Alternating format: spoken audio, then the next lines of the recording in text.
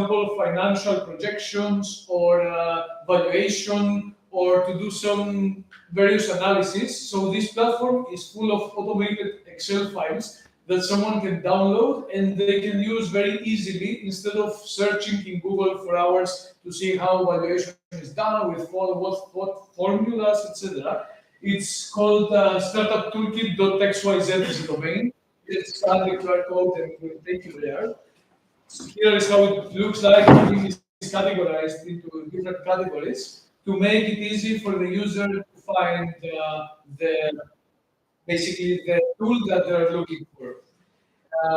Also, we have operated a support center here in Cyprus at the premises of ARIS, which is a really inspiring space. It's an accelerator, incubator co-funded by Deloitte and the Bank of Cyprus. And they were external partners in this project. They are hosting the acceleration with over 15 innovative startups and SMEs being hosted there. Now, the next one is a Recult project, which Antonis showed you a little bit about as well, which focuses on the promotion and dissemination of cultural and natural heritage. For this project, basically, we took the religious roots from the Deputy Ministry of Tourism, which was a partner in this project, the lead partner of the project. And we created them in a JS environment with all the points of interest and all the descriptions. So this is an example of thematic roots and how they look like. Also, these are the points of religious interest, which are all classified and categorized with their description as well.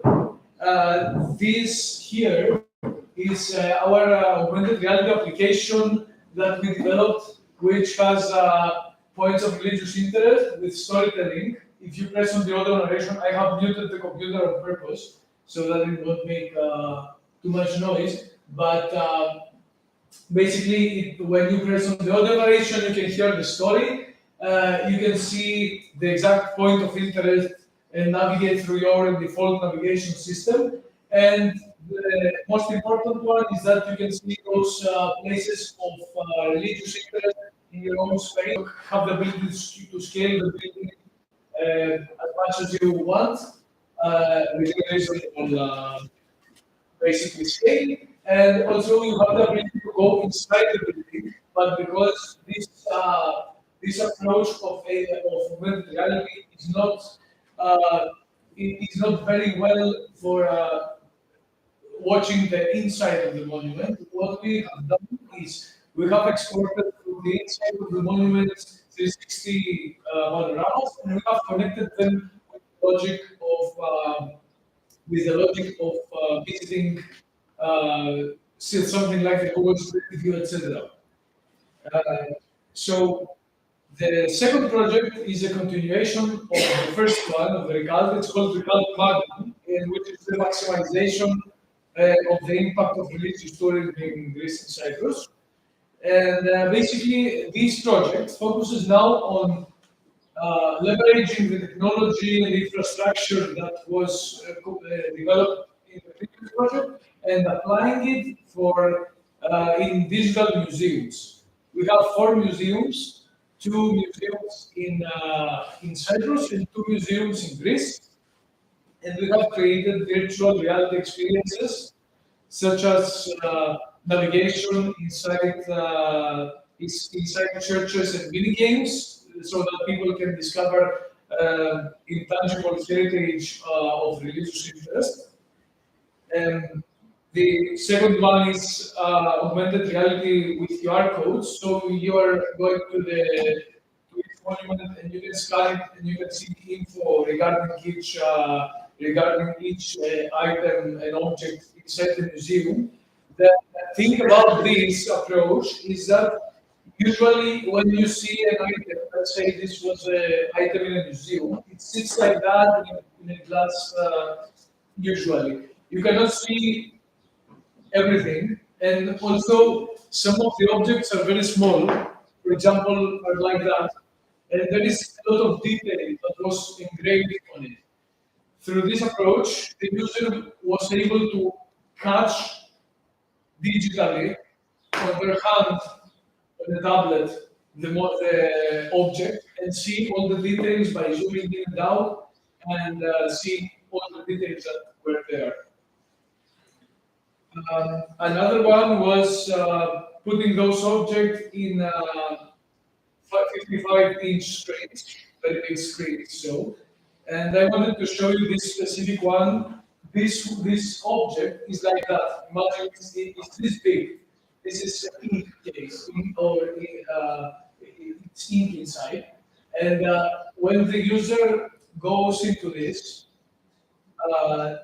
they basically can see all the detail in the 55-inch screen, which is something that you usually don't. So this is the added value of using this kind of technology. We have also used it with the same approach in the big screen. We're combining the tangible cultural heritage in videos with the tangible cultural heritage in digital format in a 3D, like here. And you have the storytelling together blended with the 3D models, and it creates one holistic experience. And as you can see, we are using all types of material to show it. For example, here we have a 360 photo, and inside that 360 photo, we have a 3D object. Inside that 3D object, we have a photo. So this is the combination of media. This is, I want to remind you, the first point that I made, that we are making things that connect with each other. We are not just making something that we're going to publish in the Play Store and it's going to die in 1 month or so, or 1 year. This is the idea. And the last one from this project is a holographic booth, which okay. So these are holobooths. Imagine a big holographic projector that shows holograms. So the user, it doesn't look here on the corner side because you have to see the eye. Basically, it's your eyes, but this is a holographic projector, and it shows all these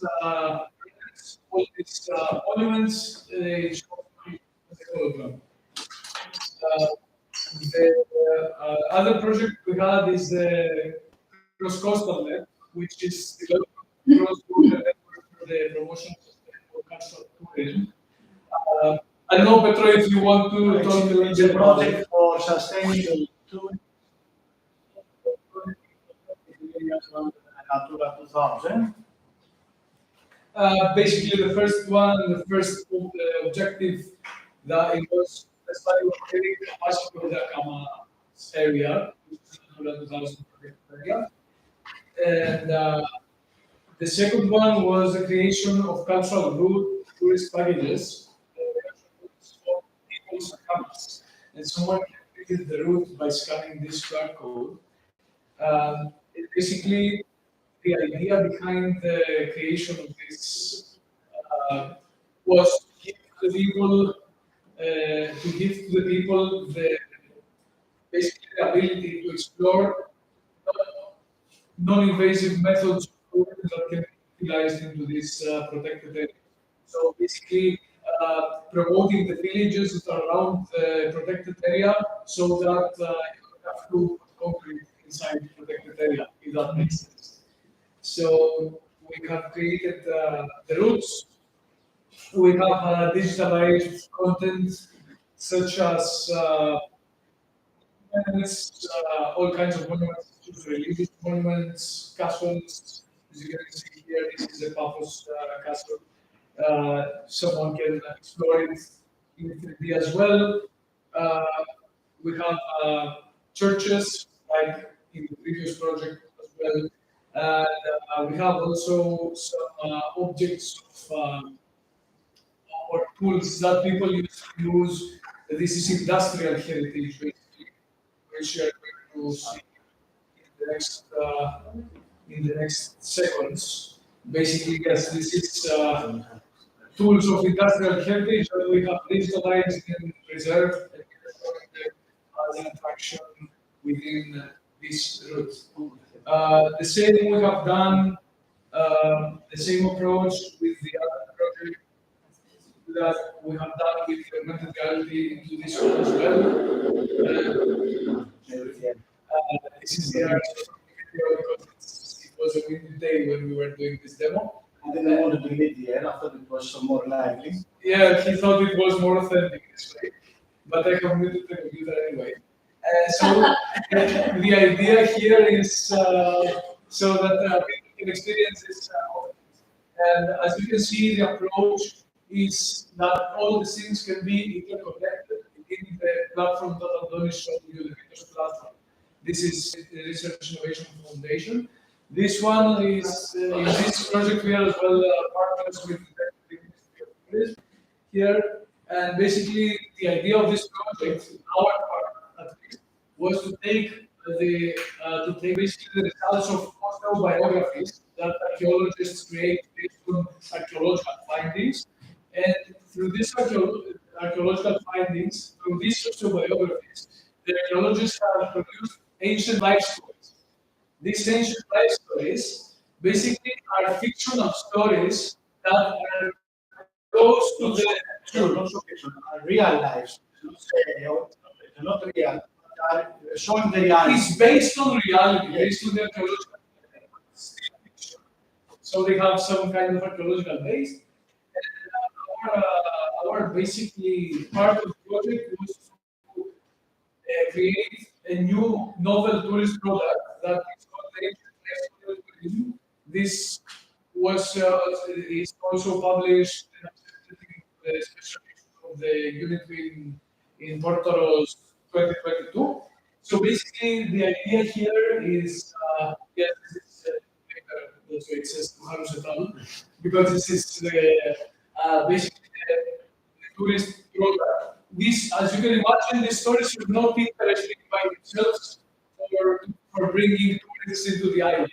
However, if you connect it with one holistic experience, which includes the digital platform that shows all the stories in digital format, with a nice story, with additional products such as jewelry, ceramics, extreme, and wine, with experiences such as wine tasting, gastronomy, pottery workshops, etc., with exhibitions within the museums, one is running in museum right now, and with complete tourist packages, we can have one new novel tourist product, which is ancient life story tourism.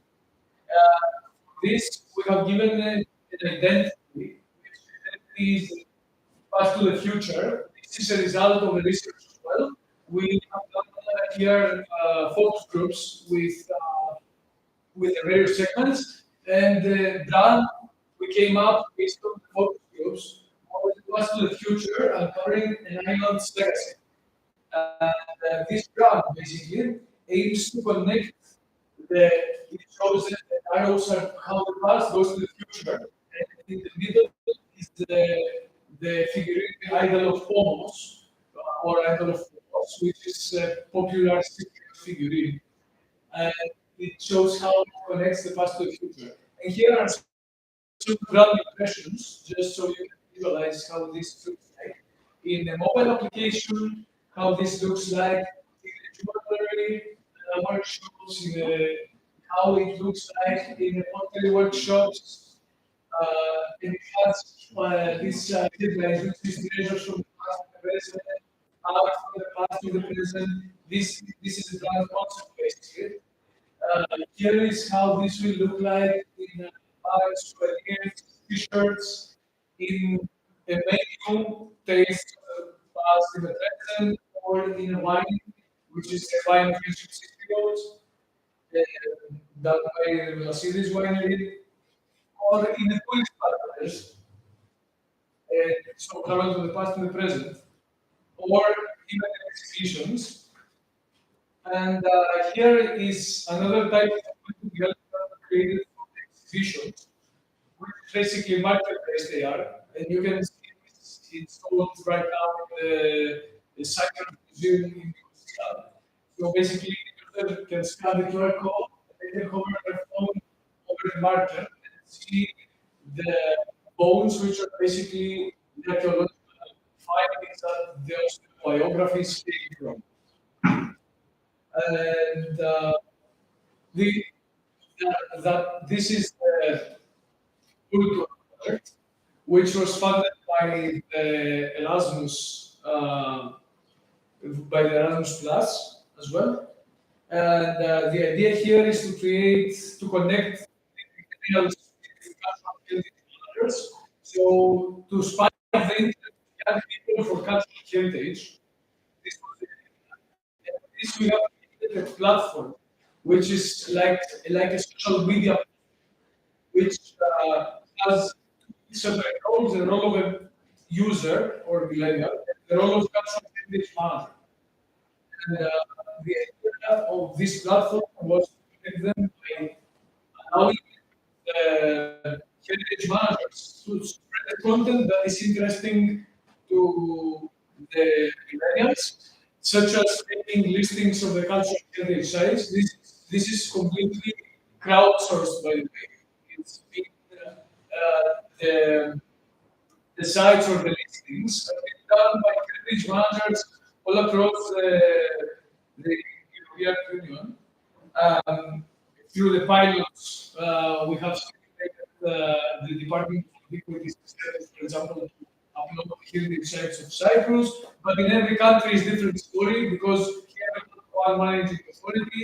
In other countries, there are private managers of cultural heritage. So we have also cultural events, so that managers can invite the younger generations to participate in cultural events.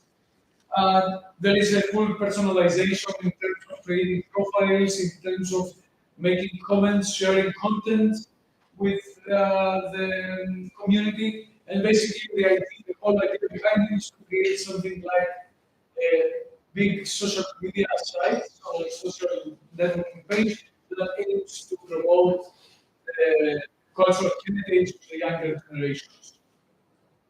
Thank you so much for your attention.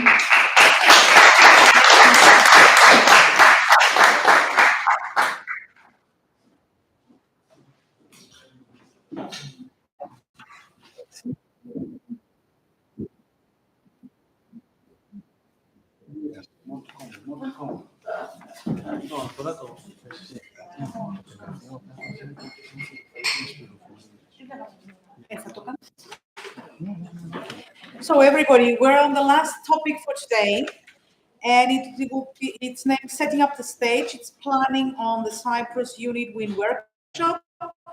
Dr. Petros Kosmas and Dr. Maria Gramari will take the stand and give you the necessary information. Petros and Maria. I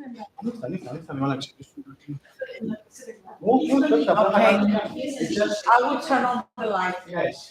Some practical information about the next stage about the workshop. Is, for example, I thought Katja has already told you that tomorrow we're going to stay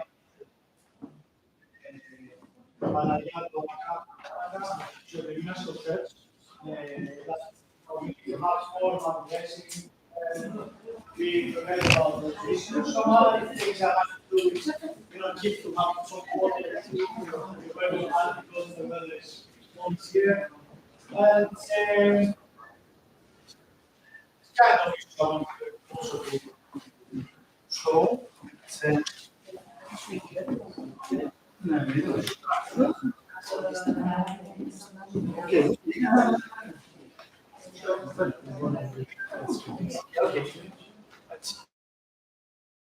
Yes.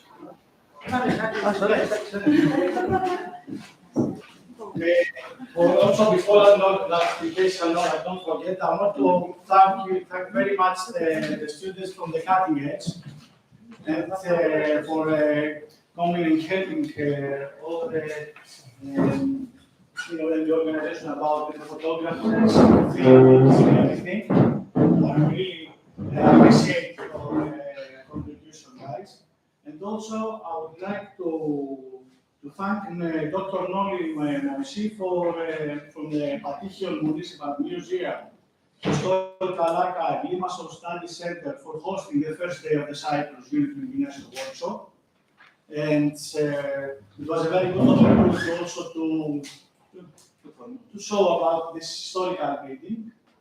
And also, I would like also to thank my close colleagues,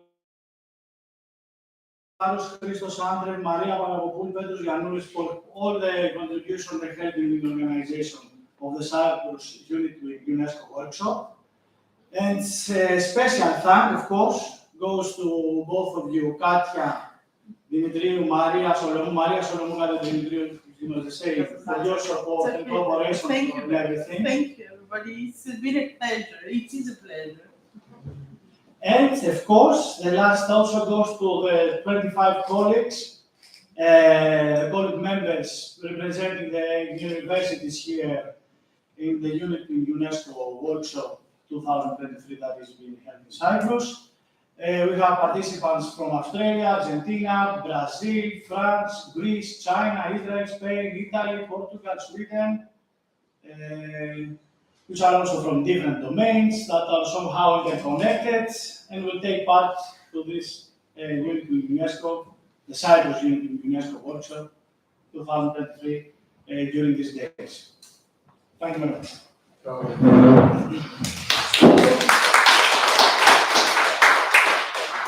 I think it's very nice that we have this short time of discussion. Yes, it's the first time that we are not against the timeline. Absolutely. It's the first time Absolutely. so we organize something we have before. Extremely rare. It's the first time.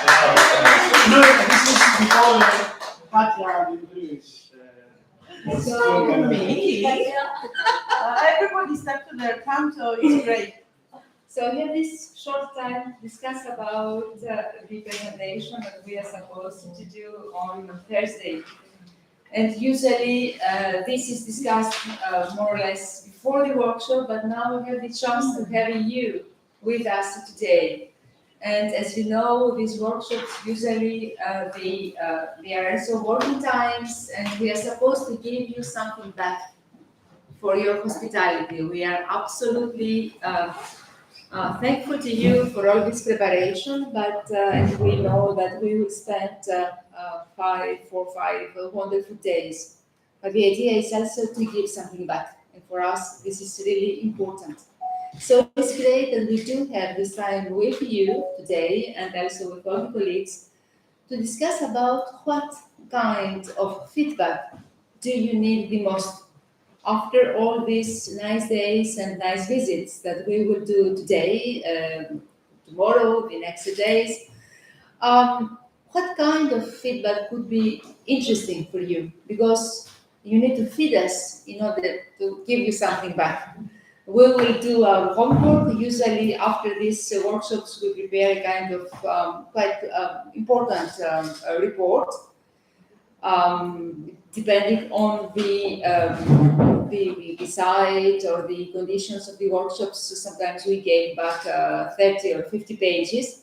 So, and of course, these reports are critical, are reports which are supposed, in fact, to give some tips, to give some ideas. But I think for the moment, these kind of issues are still open for us. So, yeah. Yes. And maybe you could come here then. Yes. Yes. Yes. So we basically we would like your experience. We would like you to put your critical glasses on, see what we offer with this project, the Heartland of Legends project, see what we have in our website. You've heard how we plan to take it forward, and we would appreciate your constructive input, what you think will work, what you think it's good for both the future and particularly for the communities and the people you will meet during our visits. So the most important thing is to bring, you have seen many products, you have seen many ways to connect, I guess, how to connect culture with tourism. So we want your input of what we're doing right and what we need to improve or what we need to do differently. So basically, it's your critical thoughts on this, for us, innovative product that we present, and we aspire to connect cultural, intangible cultural heritage with tourism to make it appealing. So it's Can I ask you, yes. did you have already any kind of feedback on this product? Well, on this product, well, not so much. We have feedback from the people of the communities, which mostly is a thank you letter or a phone call. We didn't do a study, but the appreciation, the involvement, the way the communities embrace this product, we didn't actually expect it. It was phenomenal. They all love it because, as I said in my presentation, because Cypriots are, they are not more than a generation away from their villages, from their grandparents used to live in these villages that we have incorporated in the Heartland of Legends. And they remember maybe their great-grandmother used to make halloumi in the kitchen of their house, and the smells, and the procedure, and the rituals. They're still in their mind. So it's like revisiting their childhood, and it's also like taking their children to see all these things. This is the one feedback we have, and also we have. If you go on the platform, you can find the workshop tab on the menu, workshops, and this is where people can search for workshops. The subject they are most interested in, someone ceramic, the dates, find out where there is one such workshop and book their place. And all the businesses and places that were approved and organized workshops, they were given a QR code. And we had the comments of the people back to us. So it's mostly Cypriots that evaluated it. We're still trying to bring this project to the international segment. We are planning in about 2 months to start an international online digital campaign to drive traffic to the platform. So any input on these issues, how to make it more appealing, how to improve, what you think of it, it will be greatly appreciated. I don't know if Andonis wants to add something. Basically, my understanding is that we want experts, something like a Delphi approach, to evaluate what is being offered through the Heartland of Legends. We do have, as Maria has mentioned, there is some feedback from mainly local visitors, but as you know, we have a huge influx of tourists every year. We want them to have similar experiences to the local tourists. Probably what we offer, what is there, is more tailor-made for locals. We may need more information for foreign visitors. So this is actually the main input that we would like to have from you. How do you evaluate this specific, let's say, website portal? How it can be improved further? Any shortcomings? Any weaknesses? About it, yeah. It's we paid a lot of attention to, although we know that people don't like to read a lot, unfortunately, especially online, you have to be very short with your messages. We paid a lot of attention to the text we have included in this platform, and we are trying to embellish that with stories and with visuals, and we try to make people feel the intangible heritage, and it's not easy because, for example, in the discover something charming section, we have some stories which are a bit, I would say they don't speak a lot to the foreigners. For example, we have an article about how in Cyprus, in the old times, in the villages, people, women, in the afternoon, they would sit outside at their doorstep, okay, and make jasmine garlands. They will pick jasmine flowers and make garlands, fragrant garlands. And for us, even to the generation of my children, they know this, and that they have a special sentiment when they smell jasmine, when they smell basil. And we tried to make this charming, but we don't know if we managed to charm people. So basically, is this kind of input, experience, firsthand, what we offer, the experience here, but also judges from the point of view from someone who is not here, but we want him to get attracted to this and come and see us, and visit us. And can I ask you more, because what you said before about feedback is extremely interesting. And so you do have feedback from the community, you do have also from the guys who are organizing the workshops. But do you have any kind of observatory allowing you to know how many people, when do they go, what kind of products are interesting? Yes, we have. We know about the workshops. We don't have the numbers though to give it to you a priori, but we know that almost 3,000 workshops last year. 3,000 workshops. It was about that time. They were fully booked for people who are living from Cyprus, but also from foreigners living in Cyprus.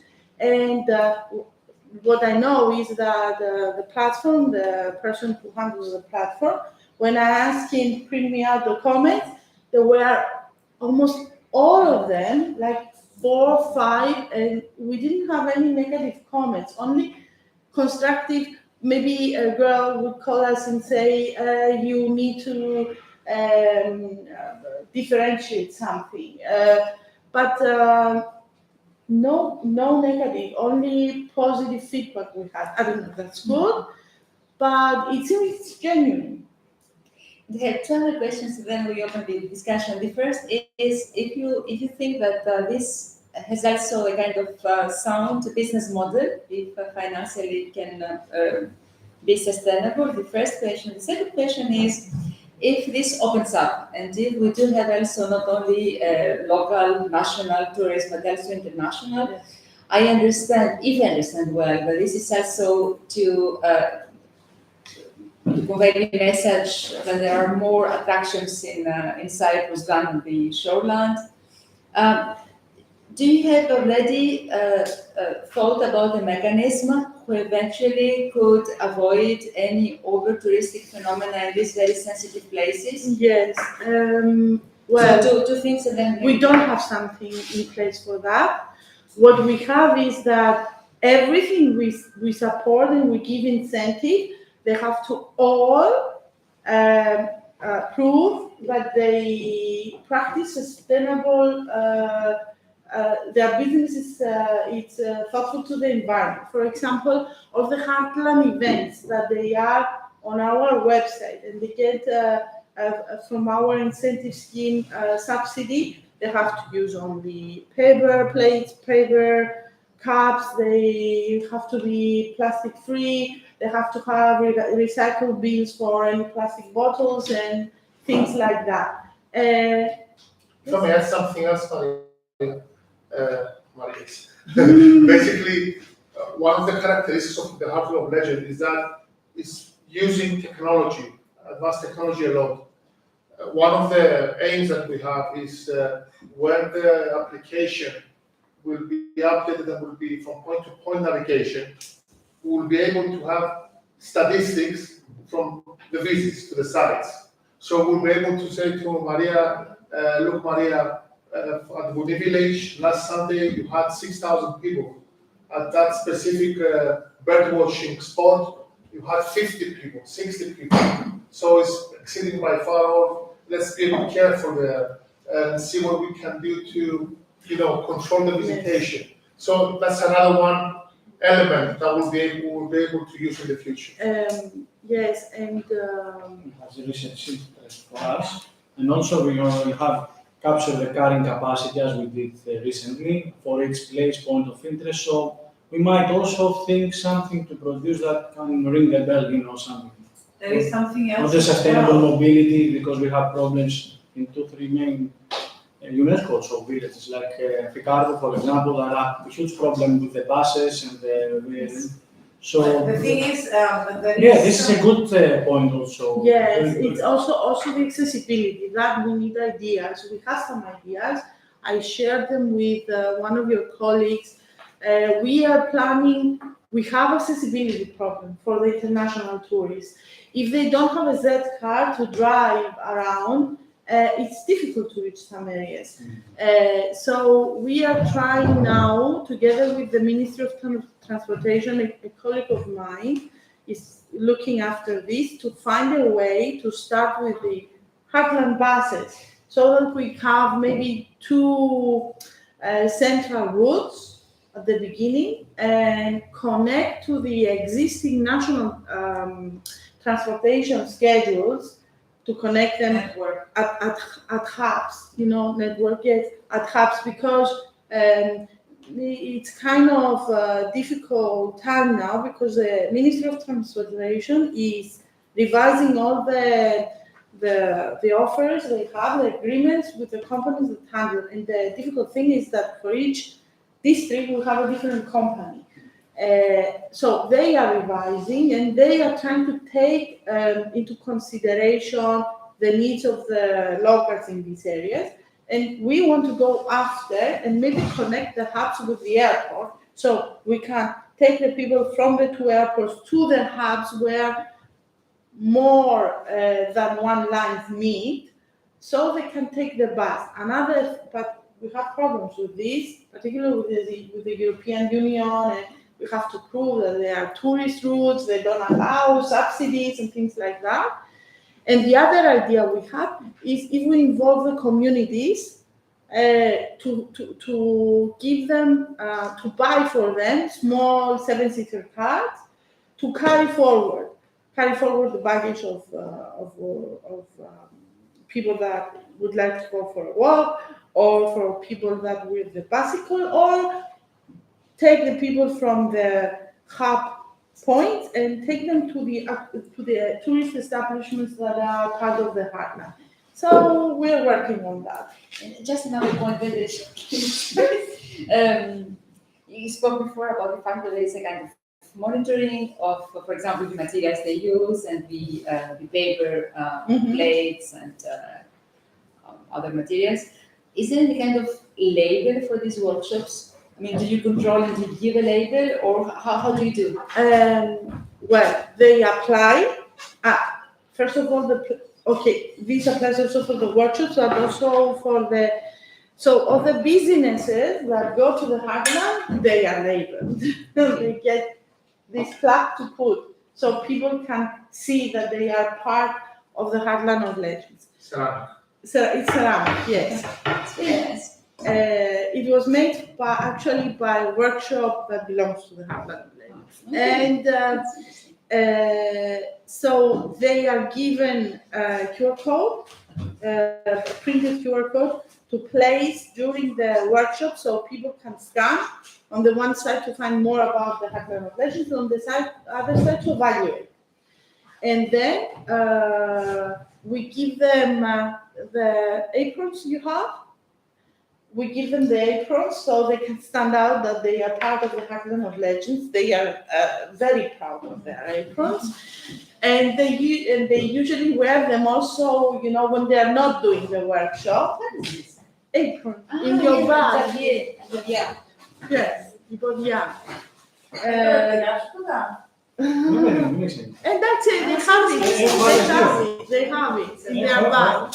And it was very fun, because the other day, the last weekend, we were driving by with my husband in a village that is part of the Heartland of Legends. And I saw the lady who was does her own lukumia and halloumi, and she was wearing it in the work, and I saw it through the window. So we do label. Okay. It's branded. Questions? Francesca? I have a question about the business model you were talking about, because I saw online that all the workshops are for free at the moment. For? Free. They are for free at the moment, Yes, yes. because we subsidize.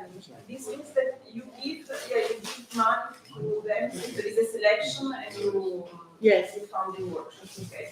I will explain you But what what is your target? I mean, we want to yes. make the price. We want to educate them.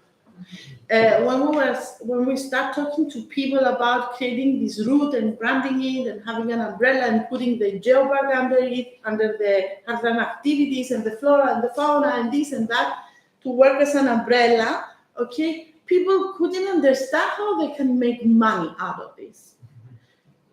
So we told them, you can offer workshops, you can have guests in your old, maybe it's a farmhouse, or maybe it's a lady that does the sweets and sells, but they also have the grandma's house, which is empty. So they can restore it and they can rent it out. And or in the farm, you can have 2, 3, 4 rooms to rent. And you don't need to invest a lot, because these people, they would love to come and pick your tomatoes and show them how to make a tomato omelette or a tomato paste, or we have to educate people.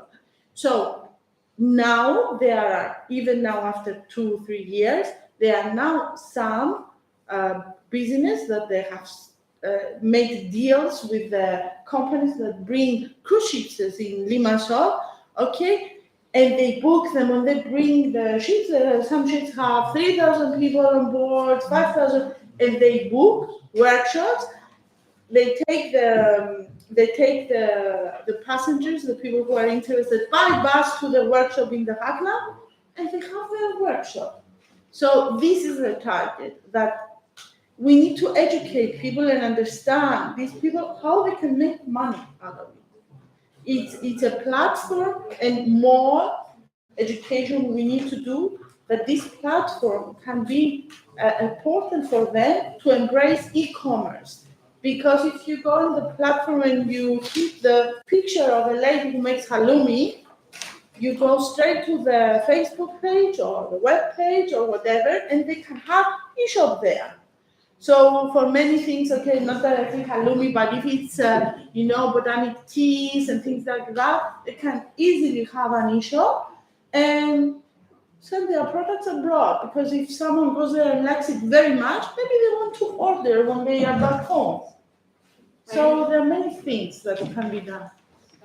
Can you just tell all in our group about the legislation about Airbnb and what you told me? What I told Jocelyn is that, there is the government, we work together with many ministries to change the law about Renting. yes, about renting rooms within a farm, because the law didn't allow to rent to tourists unless there was a very strict procedure, what is considered accommodation establishment, what they had to pay, where to register. So now we hope we made it simpler for farmers to have some rooms with the new law. And The part of the agritourism. Yes, the agrotourism is legal. The agrotourism, the establishments that we have on the page of the Heartland of Legends, they all agrotourism establishments that were approved maybe some 20 years ago. We had this. When we used to be the Cyprus Tourism Organization, we established a company, the Agrotourism Company, and they have as members all the establishments which are made in the Heartland. Members of this company to promote themselves, and they have their own booking system and their own website. So if you want to stay in the Heartland, you go and you press the establishment you want, and it takes you directly to the website of the agrotourism company, and you can book your stay.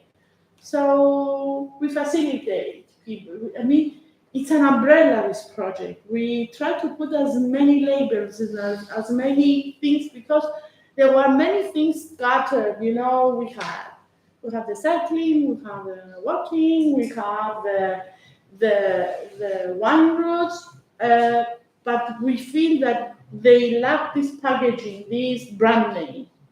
Take the tour. Take the tour. It's very important for us that we are telling stories all the time on the platform. We are still telling stories, and they are our stories. So we consider this very important for us. Yes, Jocelyn. I would love to have the history about the logo. The logo. Yeah. Okay. The video you have. No, we have a video. You put it. I just tell the story. You put it. This logo. Okay. When we started to build this route, the first thing we thought it was a brand story that you heard in the video, the first video I showed, and then we were looking about the logo. So we thought, we thought of Hambis Tsangaris, which is πώς είναι ο χαρακτής? Printmaker. Printmaker, but engraver. Great. Okay, he's a very famous artist. Yes. Yes, we are going to visit his museum. So he's a very important artist for Cypriot, and his work is closely related to tradition. So we thought, let's go visit him if he can make a logo for us. Hambis is now 80-something years old. He's been awarded the Europa Nostra Award this year, 2023, just a few months ago. Vote for him, please, to come first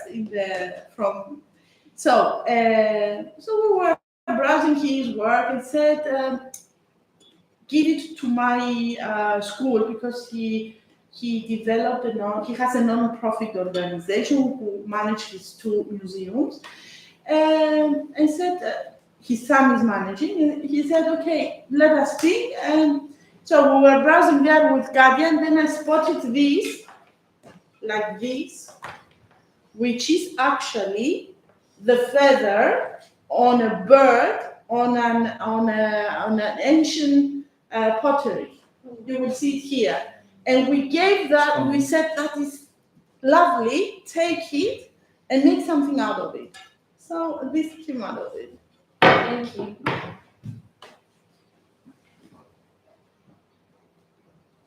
The sound. Um, Don't have the sound. No, we got it before for the window. Yes. I think the bird, you saw the bird, but I will You show can see it you. again. You can see.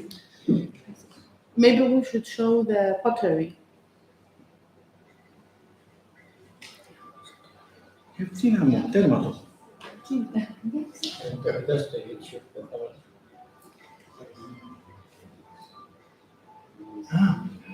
Έχεις δίκιο. Three times. Again. Listen to me. Too many times. The first time at least.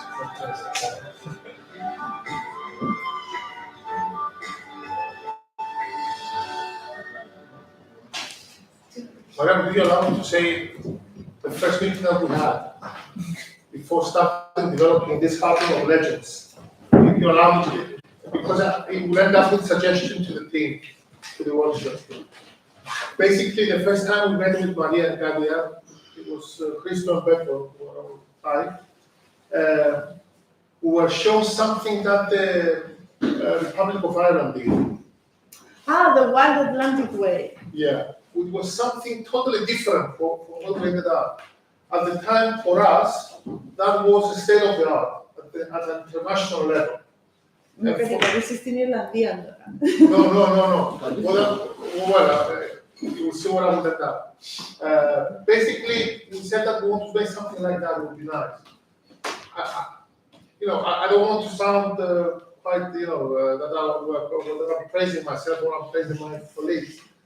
We ended up combining more technology, combining more state-of-the-art GIS and augmented reality, and adding also elements from cultural heritage.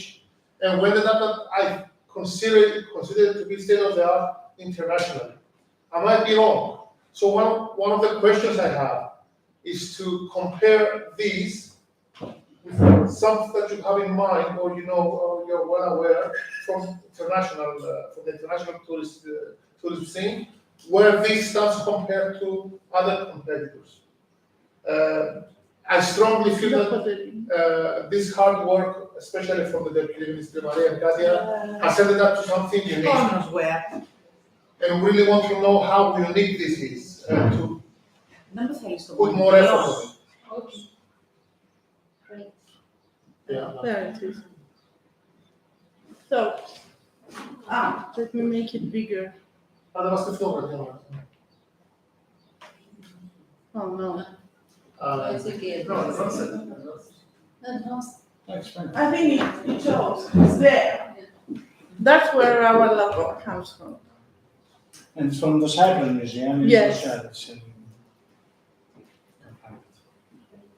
Any other questions at this stage? No?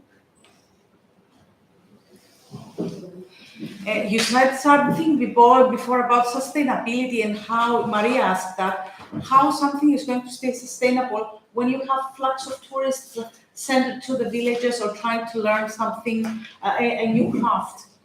The idea is, and something that a lot of the people told us when we first introduced Heartland of Legends, was, okay, I cannot cope with more than 5-6 people. We said, okay, you are on the Heartland of Legends platform, so you put the rules, you make the rules. If you can handle only 6 people, then you say that I have groups of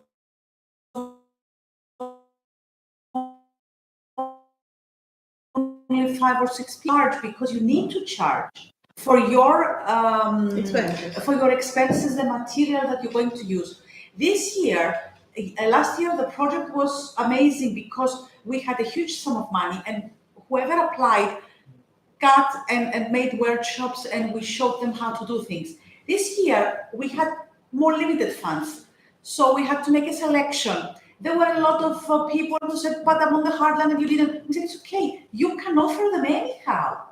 So when they realized, they didn't even realize that. It's the Can you education. explain better what you Okay. mean about there are subsidies? We have the subsidies, not only for the people that are on the Heartland of Legends, but we had for other craft people. They could go, but they had to do it in a village of the Heartland of Legends. I mean, they might not have a workshop in a village in the Heartland. They could work, let's say, in Limassol, have a permanent basis, but they had to go and offer their workshop in a village of the Heartland, meaning they had to go in one of those places. They could use a building of a communal authority. It could have been the communal building of a village. It could be the old school of a village, but they had to offer the workshops there because the idea was to direct tourists, either locals or foreign tourists, to these villages, to this area. We wanted to show them that Cyprus is not just its beaches. Yes, you can combine the beaches with a village and learn something, have an experience, have something different, have a different feeling of the country. So the workshops were free and subsidized. Yes. Yes. But But people now there are some workshops that they do, like I said, for example, there is a business that now works with cruise ships, and it's not one, I think it's 3 or 4 who already do that, and they charge. Because ultimately, that's the purpose, to see that they can make money out of it and plan, give them some time to find out that, I mean, now that they've seen, they're all booked. They know there is a demand there, so it's up to them. At some point, we have to let them loose and let them survive. Those ones It's who a have critical point though, yes, to for the have development of the project. exactly. It may fail, because people, when they hear subsidies, they run. Yes, I know, but there are, because we give priority to, with the subsidies, we have criteria.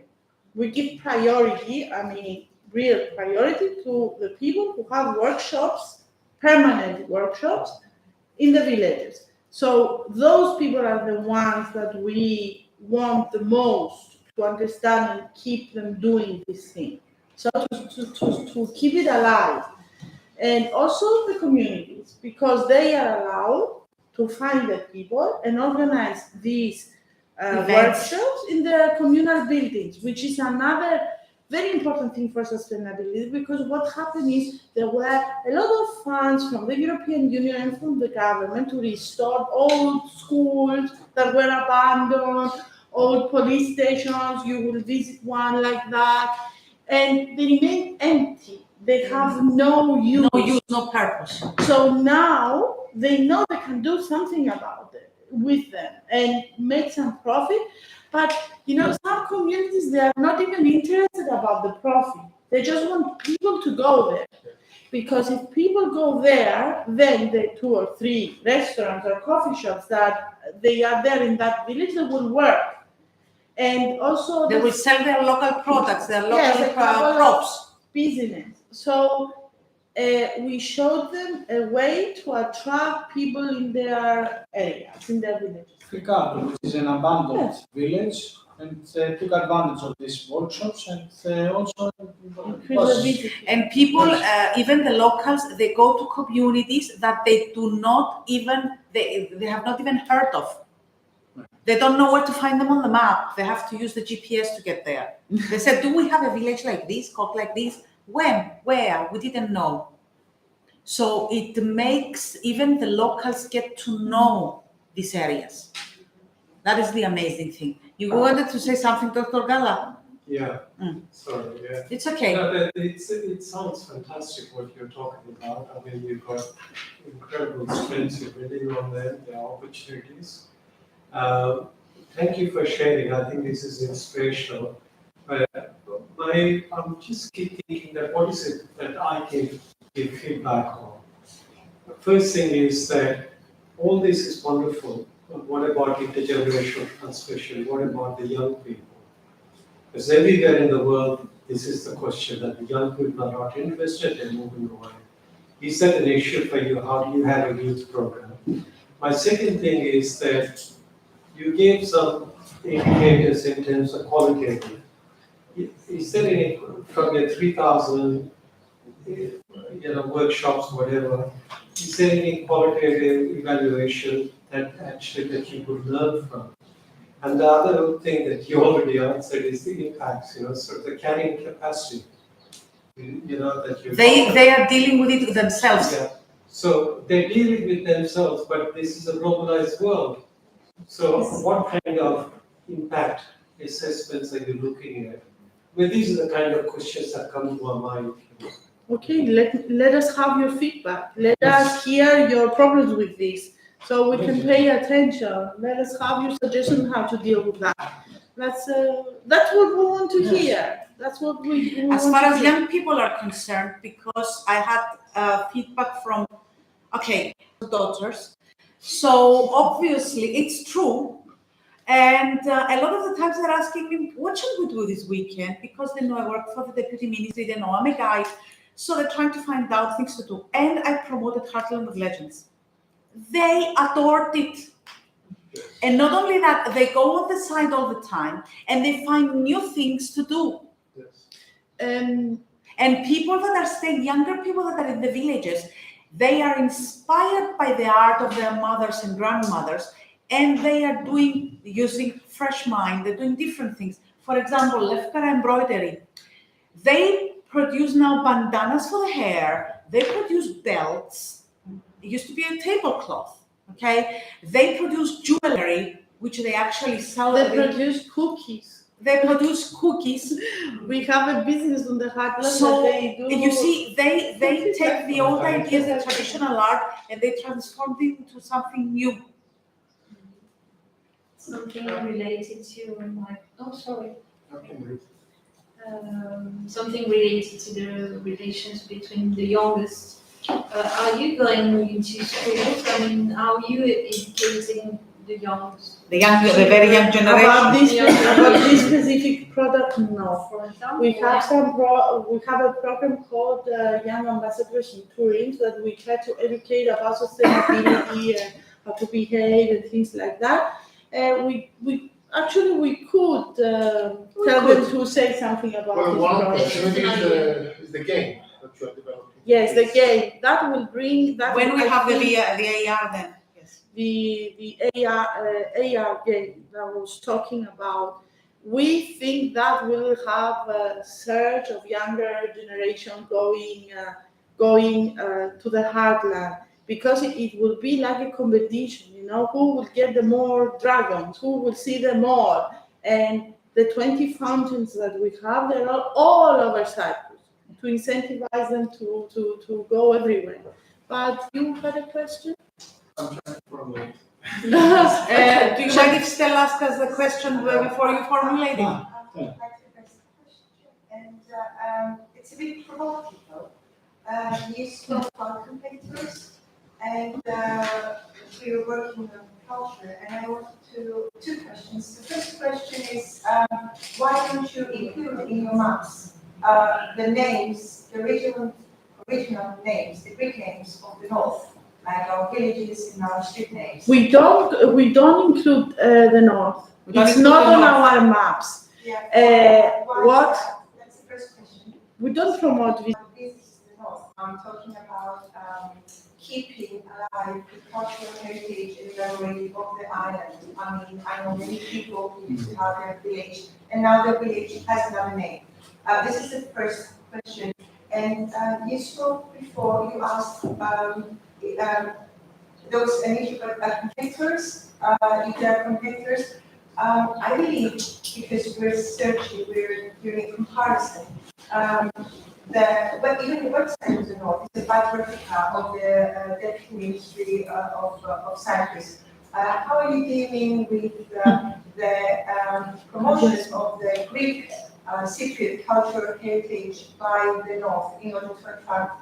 Okay, I would have to, Stella, I would have to say that this is a bit out of our authority. It's more falls under the authorities of the Ministry of External Affairs. What we do here is we promote visits to the free part of the island, and as such, we created this route in the free part of Cyprus. About the names of the north, for us, it's a bigger issue than you, because as Antonis explained, if we want to do an offline navigation for the free part of Cyprus, because every time the tourists will go near the green line, the separation line, then the Turkish names will appear, making it seem like it's foreign, you're in Turkey, you know? So probably we will have to invest a lot of money to buy not Google Maps, but something else that we will be able to have the Greek names. But all the questions you have, I fully agree with you, but it doesn't fall under the authorities of the Deputy Ministry of Tourism. But the problem is, no matter what you do, what Google says, listen, I will deal with the realities I have. I make maps for people to navigate around.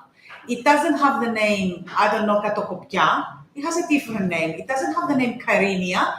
It's called Girne now. So I will use that. That's what Google would say to you. I understand completely what you're saying, but I cannot do anything about it. And on my maps, about it, but it's on my maps, I use the Greek names. When you take the Cyprus map from the Deputy Ministry, because it's done by the Republic of Cyprus, you will have all the Greek names. But there's nothing I can do with Google. No. They'll say no, they refuse completely. So do the other companies. They don't care. The same is with East Timor. The same is with, I don't know how many African countries. The same is with issue. Kashmir. You name it. Find the problem, it will have it on this world. Did you formulate your question now? Not yet. Okay, Dimitris has formulated. I'll come back to you. You were over. He's ready. You're ready. Come on. It's more a comment to think altogether. It's very clear for me. There's a very emphatic entrepreneurial approach on this project. You know, we're trying to put people to make profit, make businesses, produce more things and the like. At the same time, they are preserving their cultures and they're trying to use these to bring people to get to know how their lives are lived. There's a discussion, it's more a theoretical discussion, but we can bring this discussion to, is this the growth ideas. So how to work on sustainable approach if you're pushing people to produce more, sell more, make more money. So I don't think we can answer this now, but maybe we should think about that. Yes, I think the thing is that they don't produce anything now, so you just make them to produce a bit. It's no. Just let me. A small comment, and we can come back to this and discuss it. I'm thinking, it's a good question. It's a very good question. These communities, they suffer a lot from urbanization. They are being deserted. The cultural heritage is declining. So this project wanted to incentivize the people who remain there to do something to better their lives. The lady who does, for example, a lot of women that, for example, do spoon preserves. Most of them, they don't do it on a commercial base. Some do. We want them to encourage them. They cannot produce huge quantities. They cannot, they are small workshops. They are possibly βιοτεχνίες. Οικοτεχνίες. Home-based business. Home-based business, not community, home-based, family business. For example, small. For example, we Cypriots, when we want a special halloumi, we don't go to the supermarket. The aunt of my friend, of her aunt, does halloumi in her house, and I can give you a kilo, and we order like this. So now we want to make it more accessible, and we want people to get to know also this quality, the house-made, the special. I don't think we run into danger of doing huge production.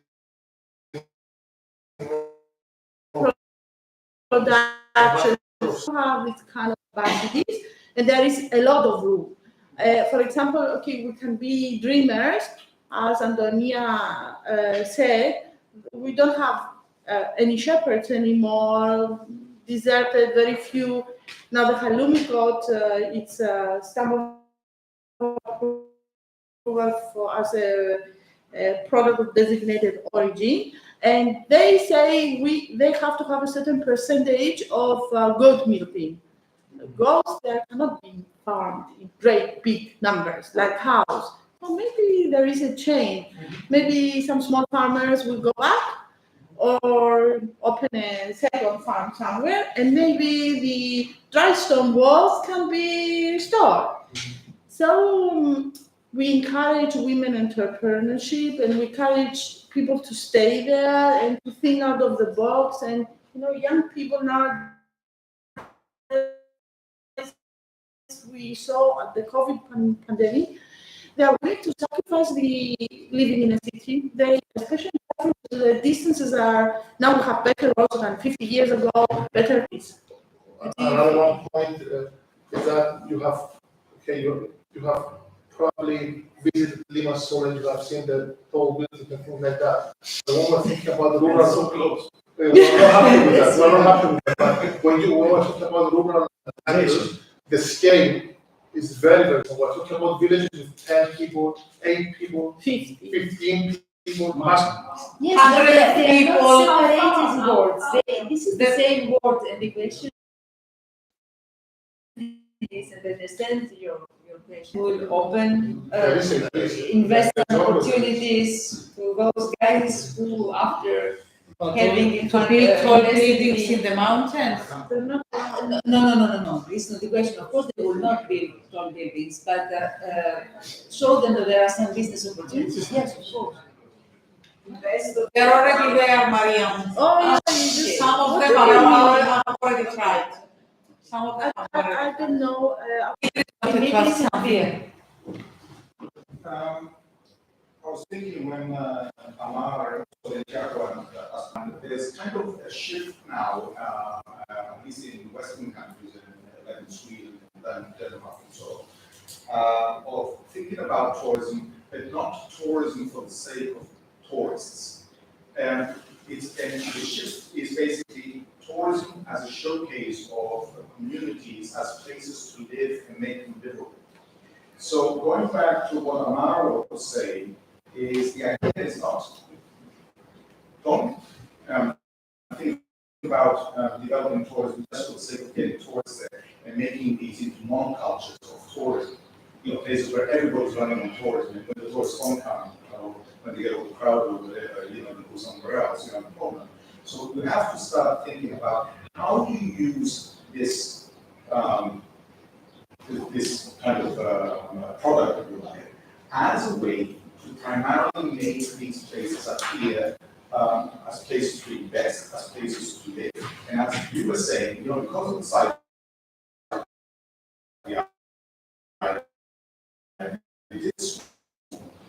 is where they can actually make it life to have enough students to go back to school. Yeah. It has already started. But that's what we are doing. Okay, so I mean, it's just something that Maybe we didn't. not get the tourism. Yes, no. I think you will get a better understanding when you see it because, for example, I don't know, was it Lanya? We're going to Lanya, or was it what's near Daniskia, Nogira? I don't know. One village. We had a talk with the community president, and he said, "Did you know that this product, 3 young families came back to live in the village?" Angela knows who was that. Not only that, there are others as well. 3 said, I mean, that's exactly what we want to do. We don't want to take Limassol to the mountains. No, Papa. We want a special product there. We are looking about a special kind of people. Not everybody wants to go there. We came a bit away from what I wanted to say, but if we speak about communities or any business that communities are doing, they have to be started with the children from a very young age. And UNESCO has a sort of young heritage guardian patrimony to a little figure of UNESCO emblem of World Heritage transformed into a little boy. And about 15 years ago or so, there was a competition organized by UNESCO that all children, all UNESCO-related schools had to write little stories or examples, what they find around themselves to protect or to show to the others. And there were on YouTube you can find now all these patrimonial stories. What little children or bigger children, secondary school children have made little films or cartoons, whatever, how they imagine how to protect their environment, how to show their environment. And it is interesting for the other children. It can attract other children. It can involve others. And I think if what you said, that in little communities, there are in family communities, they are hosting foreign tourists. They also have children, and the two young generation can get in touch. And you can find tools how they can get in touch.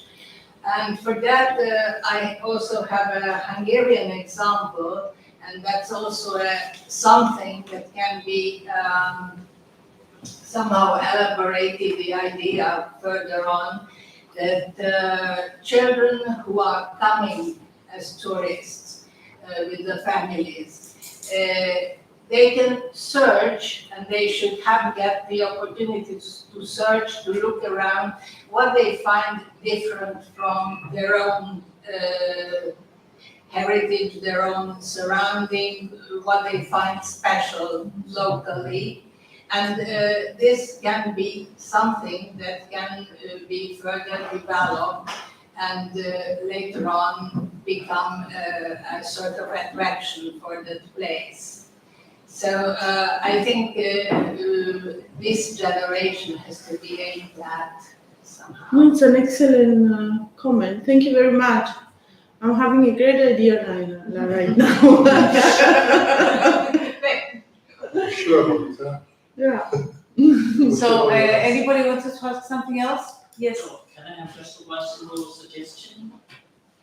Shall we just set up a social media group so we can share some background information instantly, or you can ask a question or comments instantly to get background, sparks of comments instantly to get background, sparks of some materials instantly.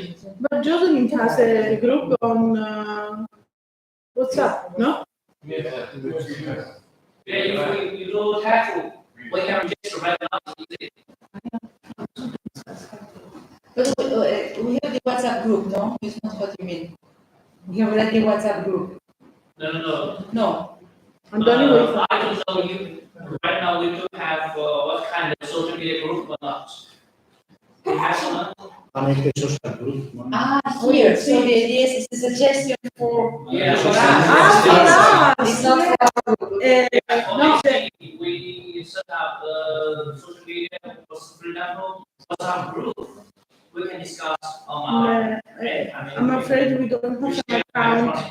I don't think we have some account we can use for this purpose. some background information about our storage. Για σας, Μαρία.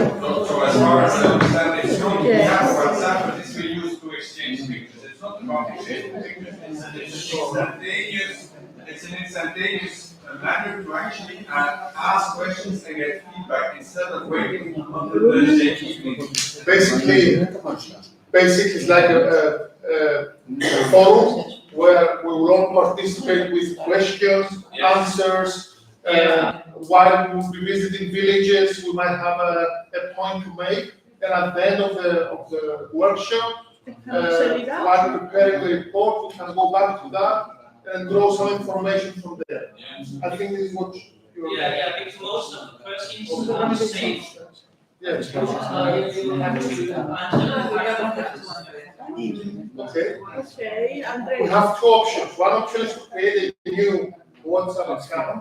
The other option is to decide that the one that we have, if we put 3 asterisks in front, we're making a comment about we'll discuss it with Maria and Petros, and we're going to come back to you tonight with an answer on how we will work it out. I think I understood what our colleague is suggesting.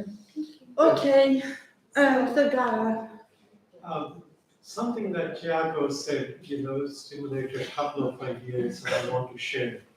I'm one of these old people who was on the drafting committee of the 2003 Intangible Heritage Convention. And the main reason we met was because of the forces of globalization. Right? And tourism is one of the biggest forces of globalization. Now, when we talk about intangible heritage or living heritage, it's living, it's dynamic, it's constantly changing. The question is who determines the pace of change, who takes ownership. In many places, tourism overtakes local ownership. So, for example, in Australia, what we did was we formed a number of community-based cooperatives with Aboriginal people. So any kind of change that was taking place, they took ownership. They were empowered to determine the pace of change because there was beginning to be a market glut, in what they had to offer. And I think, I'm not sure, you probably have got community-based cooperatives or people dealing with similar things. That's one thing, so that the ownership is with the local people. not with the intermediaries and outside people, whether it's government or international agencies. Yeah. The second thing is with the young people, UNESCO asked me a few years back if I could in Vietnam, if I could work with the young people to see how they would go back to Hanoi and Ho Chi Minh City. So we piloted 2 projects with the Youth Federation of Vietnam. And one capacity building program, there's a whole manual in Vietnamese. I know it's translated into English too. He said the young people who came from the villages were asking for quality of life. They're moving to Hanoi and Ho Chi Minh City because the quality of life that enables young people to enjoy. So Dam Chio village is one, Ho Yan is also one right inside Dam Chio is in Halong Bay. Both the villages then worked with the Youth Federation, the Young People's Association, to create the conditions that they saw as the quality of life that they enjoy in Hanoi and Ho Chi Minh City. And the move back was traumatic. But they want the best of both the worlds. They want their home, their parents, the village and everything, but they also want what they're looking for, sort of in Hanoi and Ho Chi Minh City. And How far away are the 2 cities, if I may ask? Sorry? How far away are the 2 Dam cities? Chio is about 2 hours from Hanoi. Okay. And, but from what I've seen since 1984, I've been in the field, is that it doesn't matter how much we plan. Constantly you have to negotiate with the next generation to see how we can re-engage with them so that they actually enjoy their take ownership. So I just wanted to share that. Yeah. Yes, thank you for your comment. Excellent. We have to think this about the next generation. But we will have enough time, I think, the next few days to talk about everything. So, are there any other comments, questions? I have a kind of methodological question, sorry, because in fact we're supposed to present some results, obviously not the final, because for this we will take some time after the workshop. But we are supposed to present some results on Thursday morning, so after the 2 days of visits. And I was wondering how can we find some time to meet between us, to discuss about this, because otherwise we like improvisation. Time on the program, the last day. The last day you have some time between you. No, but if this is for our business meeting, it's something different. Before this, so I was wondering, Listen, if we go now, if we go now, I will just make you a very short tour of the premises here. Not for now. We are supposed to present at 11 o'clock on Thursday the final results of the Cyprus UNITWIN workshop. Okay, and then we need. You have time in the afternoon as well of that day. Yes. So, yes, but we need to meet to discuss about. So my question is, there is some space here between 4:30 and 8. Do we have some time? Yeah, but how long do we need from the hotel to Belentry? We have to leave 15 minutes. Wait, we are departing on 8 o'clock. It's 15 minutes. So you have from 4:30 to 8 o'clock. Because there are 2 departures here. Departure 4:30. Departure for the hotel. Okay, we are at Hambi's Museum. Okay. We need half an hour. Half an hour. So around 5:15, we will be there.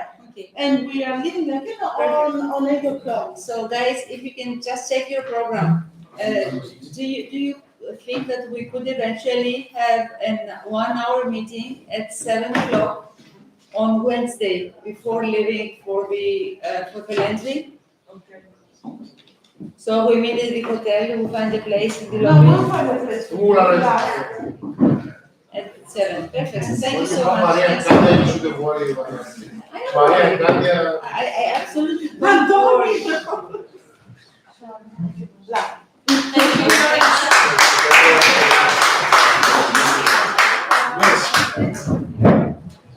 So sorry, I would like also to add another comment that I forgot and it was written down, not to forget.